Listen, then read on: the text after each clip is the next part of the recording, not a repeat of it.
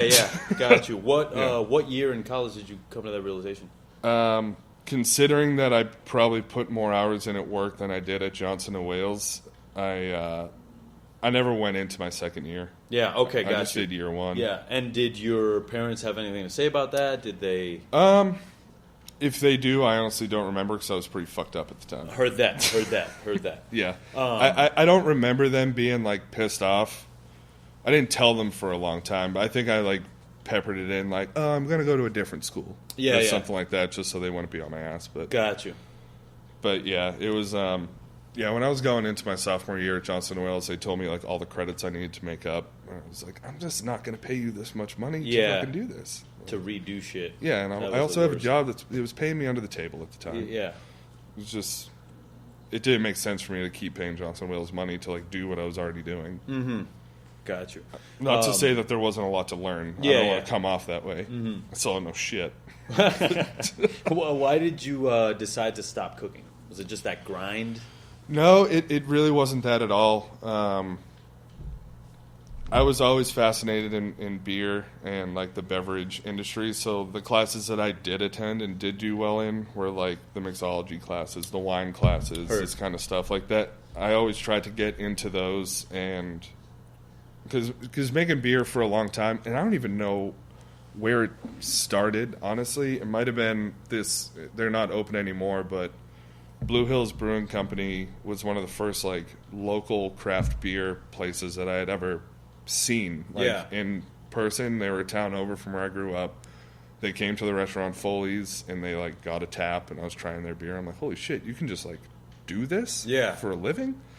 And I went over and checked it out, thought it was super cool, and then started homebrewing, that kind of stuff. And that was kind of the arc of me getting away from food. Heard that. Did you keep working at Foley's, or did you quickly try to get a job at sort of a brewery situation? I worked at Foley's, so I had left school. I ended up going back to a different school, Bridgewater State University, for that. I went for physics, like for that math, science shit. Yeah. There I realized that I'm just not good at school, because I worked all the way through that, too. I was just missing classes. I'm like, I'm just going to fucking work. And this was at Foley's for most of the time. And, like, I'm also doing other things on the side. Like, I had a landscaping job for a little bit and just peppering other stuff in to make money. But it wasn't until I just left New England. I talked to you earlier. Yeah. Got super addicted to fucking opioids, heroin, all that kind of stuff. How did that happen? Kitchens, to be honest. Yeah, a couple of people I worked with at Foley's had an Oxycontin one night, and we were cleaning up, and I had done plenty of coke, and I was like, oh, you snorting that? Like, let me snort that. And I was like, oh, shit. Yeah. This is very different. Yeah. And did you start on Oxys? Yeah. Got you. Yep. And you were just buying Oxys. How long did the Oxy last before you switched over? Well, so the way it kind of worked was you would buy 30s, Oxycontin 30 milligrams, $30 a piece, pretty fucking expensive. Yeah. You'd start by breaking it into a quarter, do that, you're fine, and then you're up to a pill, and just to, like, keep up. Yeah. I was at a point where I was doing about 6 a day. Mm-hmm. And at that point, especially up in Boston, it's a lot cheaper to buy heroin. I was never shooting it up or anything, but sniff a little bit. It's a lot fucking cheaper. It does the same job. It just got bad. It was to the point where this is about 2.5 years of my life where it was just like I would wake up, first thing I was thinking, it was like, all right, how am I going to figure out where I'm going to find this shit? Gotcha. And then I'll get on with my day. Well, it seemed like you were pretty functioning, like you can afford it. You know, for sure. You didn't have to steal or suck dicks for it. You know what I mean? Yeah, like, no, I mean, no, I'm kidding. Woo! No. But I'm not trying to sit here and say that I haven't done shitty things. I've fucked over a couple friends, but I mean, we've talked since. Yeah, and it's fine. But when you're in that haze, you don't really know who you're affecting. Really don't. And even to the point that, like, I wasn't paying rent anywhere. I was staying in friends' basements on their couches, shit like that. And it took a good friend of mine, Anthony Civita, to just kind of be like, hey, love you. don't want you staying at my house anymore. Yeah. You got to get the fuck out of here. You got to get the fuck out of here. Got you. And of course, I was all pissed off. And yeah, of course. That's when I was like, I have nowhere to go. Literally, all my shit's in my car. I'm just going to drive to North Carolina and stay with my parents. Heard. And that's how I ended up down here. Okay. So you did that, and did they know the situation when you moved down here? I told them I was coming down to visit, and then when I got there, I think they could tell that I was pretty fucked up. Yes. Because, like, I went to bed. I drove down on my 21st birthday. And I went to bed. Next morning, all the shit in my car was, like, laid out on the table. They, like, went through my car, so it was, like, straws and baggies and pill bottles and shit like that. And they were like, the fuck is going on? I was straight with them, and they were super fucking cool. I mean, they made a guest room up for me, made me meals, let me detox there. And yeah. How hard was detoxing? Absolutely the worst thing I've ever done in my life. Yeah. And how long does the first, like, brunt of it last? I was either on the toilet or throwing up for about 6 days. Heard that. After that 6th day, could you kind of see the light at the end of the tunnel? Yeah. Like, even though I felt shitty for those 6, I probably feel better now. For sure. I mean, those 6 days that's the reason why I'm clean for over 10 years. Like, yeah, because you don't want to go through that withdrawal. That's the thing. Like, that drug, I'm not trying to endorse this drug, but drug's fucking amazing. There's a reason a lot of people do it. Yeah. Like, it's fucking good. Yeah. But what it does to you and your family and your friends, like, it's not worth it. Heard that. It's horrible. Heard that. So at that point, you're living down here, you get clean, and what's your first move? Work at a pharmacy. I guess you know everything, right? You're like, oh yeah, those are 30 milligrams. Those are worth $30 on the streets. How much are they worth here? Oh, shit. No, for real. Well, when you say pharmacy in the Northeast, that could mean you stock clothes on shelves. No, it was at CVS. It was at a fucking pharmacy. Yeah, it was probably not the best idea. But my parents' neighbor, she was a pharmacist. She knew I needed work, and she was like, I'll help you out. I was like, all right. This is the best place for a fucking recovering addict to be. I bet your dad was like, it's going to be a good test. That's what he'd say. It wasn't. But no, I worked there for a little bit, and then there was a couple restaurants out in Lake Lure that... Lake Lure is kind of a small, like, vacation town. A lot of bikers go out there for the summer. It's windy roads. There's obviously the lake. So it's a big tourist town.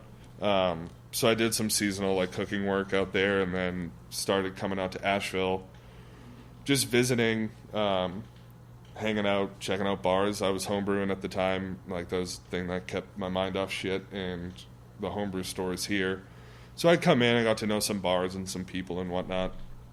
And then once I felt pretty comfortable, I moved out to Denver for a minute. Okay. And that's where, like, I know you just talked to Miles. Brian Casey. I was crashing at his place for a little bit. Is that how you sort of got the Denver connect? You're like, hey, let me... Yeah, and Julia is also a good friend of mine. Julia Bouchard? Bouchard, yeah. Damn! Yeah. Shout out to Julie. I got to have her on here. Miles really mentioned her, too. She's fucking badass. Yeah. Man. What's she doing now? I haven't talked to her in a minute, but sorry, Miles. The last time that I saw her, and I believe she still might be, she was at Euclid Hall for a long time. She was a GM over there. Okay. It's badass beer bar, homemade sausages, like all that like kind of spot. It has a beer list, everything from a fucking 22 ounce in a paper bag to this 7-year-old fucking Russian River supplication that's been aging and like yeah. They do it all. And it's wonderful. She was there for a very long time. But yeah, I knew all them, went out there, and like at this point I kind of knew I wanted to get into the beer world. And I was like, at that time, it was like, what better place than Denver? It's where all the breweries are. And didn't really work out. Couldn't really find work. I was only there for 8 months before I came back here. Got you. But yeah, at that point, I just kind of lucked out. I got a bartending job at a place that's no longer open here in Asheville. It's called the Bar of Soap. It was like a laundromat bar and used bookstore. Oh, dope. Asheville's fucking weird, man. You can find anything. Like, walk into any building, you're about to see some weird shit. Yeah. But worked there for a bit, and it just happened that the owner there was friends with the owner at Asheville Brewing Company, and they were looking for someone to wash kegs, and that was kind of my in to the industry. Heard that. Yeah. Washing kegs. What the hell does that entail? Fucking taking a keg. It's the dishwasher position of a brewery. Of a brewing company. Okay, yeah. Gotcha. You take kegs, you put a coupler on them, you flip them upside down, you hit a button, you wait, and you stack them. Okay, That's what you do. So you're building muscle. That's doing. all you're doing. That's all you do. Okay. Yep. At this point, are you sort of curious as to what the beer making process is? Are you asking questions, or are they like shut up in the corner? No, I mean, I was lucky enough at Asheville Brewing Company where, like, so Pete, Doug, at the time was Ryan, still a good buddy of mine who owns a different brewery in town, John Parks. Like, it was just kind of like an all-star cast of people, like, early in the brewing, like, craft beer world that I had a chance to work with. And it was never like, and you know how we are, like, all right, I'm washing kegs, like, that takes a minute and a half. What can I be doing in that minute and a half? Like, okay. moving around. Like, exactly. just to be like, They're like, all right, who what is you this need? guy? You need that? You need this? Yeah. It's like, can't stand still kind of shit. And so it wasn't too long before I started getting trained up on, like, because, like, I've been homebrewing for a long time, but my biggest thing, too, is, like, homebrewers are kind of annoying. I totally understand. I know what I'm doing, Yeah. blah, blah, blah. And it's like, yeah, I get that, but just shut up for a second and, like, learn something. I've heard that, And, and so I made sure to, like, not be that person, and I got kind of taken under Parks' wing, taught me everything, like, he knew, like, about brewing. And it was pretty quick that I worked my way up through, like, because you go from pretty standard, like, at the time, it was like you wash kegs, then you go to the packaging line, you package, and then you work in the cellar. You learn, so the cellar means, like, it's the cold side. It's after the wort's made, after the beer's made.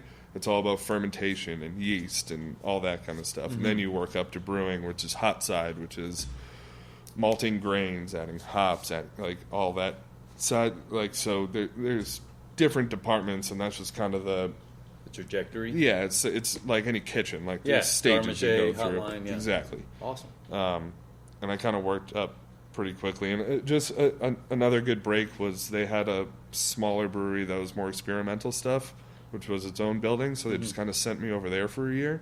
I got to do whatever the fuck I wanted. Sweet. Pretty great. Yeah, for sure. It's like we need these 3 things, but the other 7 things just go to town. Yeah. It's like great. It was a wonderful learning experience. Like, a lot of it sucked. Some of it was great, but that's how. Yeah. I mean, that's how how you figure get shit better. out. Yeah, for sure. That's the biggest difference between cooking and brewing. Is like if you make a plate that sucks, you know right away. I have to wait a month. Yeah, and you're like, well, that was a waste of time and money, and people don't like that. Yeah. How long did you stay there? So I was there for 2.5, 3 years. Okay. And from there, I took a head brewing job up in South Bend, Indiana. Heard. Why did you want to leave that first place? I don't know. I ask myself that question every day. Okay, heard. But you took this head job, and it was more pay. It was a bigger, and like even my boss at the time was like, I don't want you to leave, but like if it's a head brewing gig, put a year in. It'll be good for the resume, kind of thing. Yeah. South Bend, Indiana. A lot of people up there I love. I'm not trying to shit on you, but that place sucks. Yeah. It's cold. It's miserable. So you just didn't like where you lived, and it kind of probably trickled over to work. It was rough. The owner was a piece of shit. Yeah. He was a food guy. I mean, he worked in Chicago for a long time. Chef. He was like, a really good chef, and he opened this small place in Indiana, and then opened up a larger place where he put a large brewery in, having no idea how to run it, and so that's why I got hired. Heard. And so I go there to help him out, and he had no money allocated for me. It was all kitchen. Okay, like, that's what he wanted to focus on. So every time I was like, so you're like, I'm trying to make this cool you beer, hired bro. me for a reason. Yeah. Like, let me do it. I got you. But I did my year up there, and then ended up going down to Austin, Texas to help open up a brewery there. Okay, how'd you hear about the job in Austin? So there's this website, Pro Brewer, which is like kind of the Craigslist for the brewing community. Okay. Like if people have questions, or if people are selling equipment, or jobs for hire, stuff like that. Yeah. And these 2 guys, Todd and Brian, had some questions. They were thinking about opening a brewery. We started talking like that. Sent a resume over. They came up to Indiana. They tried my shit, and they're like, "Hey, we want you to kind of come down if you want to." Yeah.